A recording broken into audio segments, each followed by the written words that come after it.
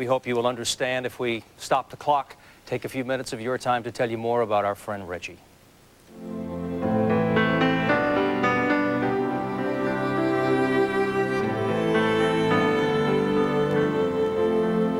You know, I'm not a native New Yorker.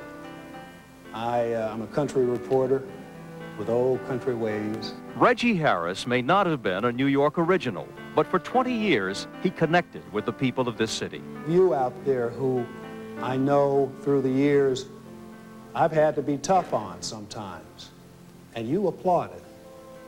And that means that you must have believed that I've been fair to you. That's all I ask. No matter what the story, his goal remained the same, to get it right. I do agonize over these stories and over these words, but those words are what make these stories clear.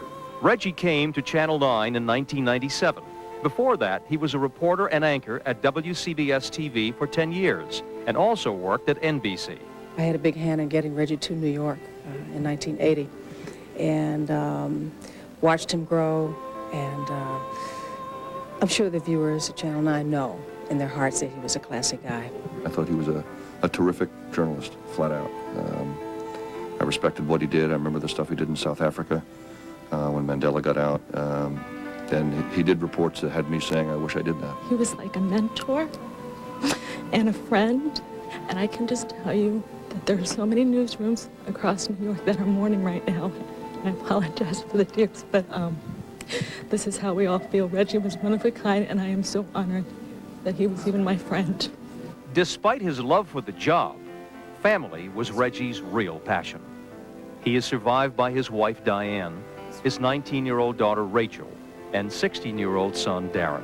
He was just an easygoing guy to work with. Nothing ever rattled him, and really a genuinely nice person. Reggie died this afternoon while exercising at home, just hours before he was due into work.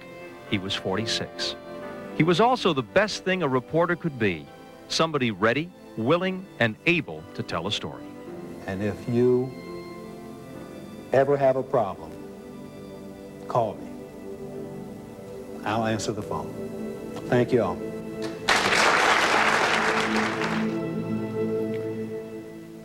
Tonight, New York Mayor Rudy Giuliani extended condolences to the family of Reggie Harris. Former Mayor David Dinkins also extended his condolences, saying that he considered Reggie a friend and a consummate professional. Beyond the range of the microphones, out of sight of the cameras, there's a side of Reggie Harris you didn't get to know very well unless you happen to be a kid struggling with reading or school or life. This is the story of Reggie Harris off the air. Were riots in 1964. New York is not proud of that part of the past, so it's buried in libraries and museums. Reggie Harris gave a quarter-century to journalism, but he gave back to his community, too.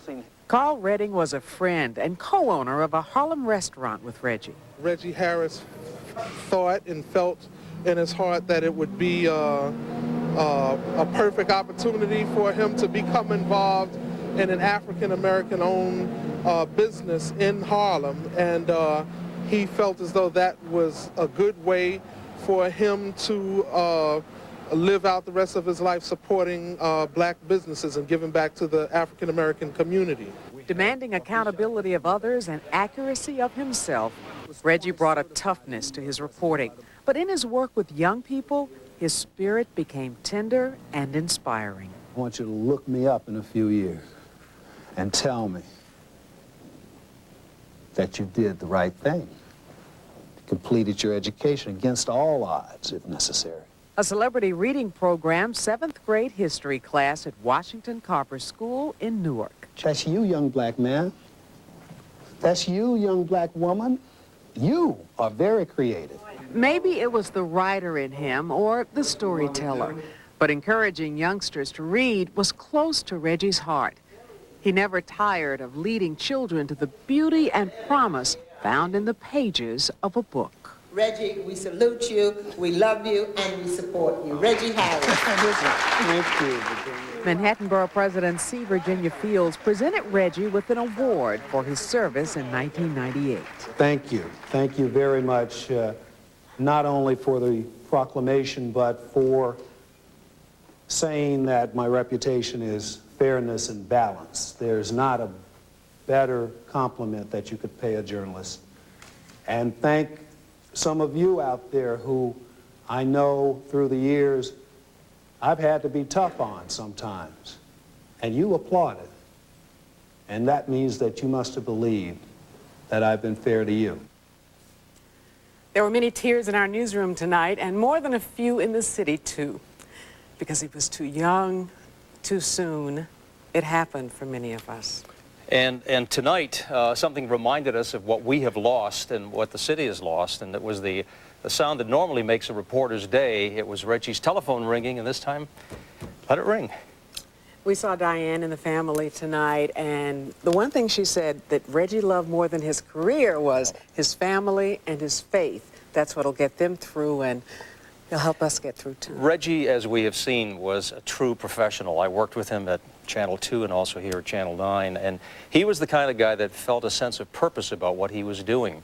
And you know he was very sensitive to injustices and pain, and that was the kind of work that we all applauded, and he will be sorely missed, and he was a beautiful person, and God rest his soul. We'll have to embrace his family, too, and give them the support and love we all had for him, and give it to them right now. Be back in a moment. Stay with us.